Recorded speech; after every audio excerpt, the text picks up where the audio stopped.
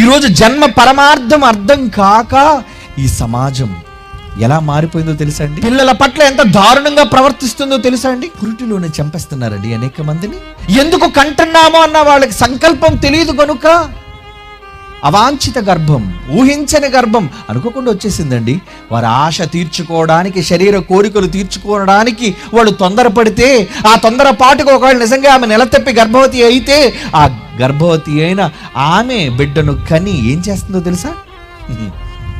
బయట పారేస్తున్నారండి.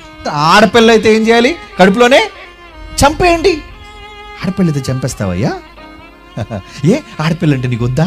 ఆడపిల్ల నీకు ఇష్టం లేదా? మరి మీ అమ్మ కూడా ఒక ఆడపిల్లే కదా, నువ్వు వివాహం చేసుకోవడం నీ భార్య కూడా ఒక ఆడబిడ్డే కదా, మరి ఆమెను కూడా కనకపోతే, మీ అమ్మని ఎవరైనా కనకపోతే నువ్వు ఎలా పడతావు? నువ్వు వివాహం చేసుకోవడం ఒక ఆడబిడ్డను మరొక నీ మామయ్య కనకపోతే నీకు ఎలాగా ఆమె భార్యగా మారుతుంది చెప్పు?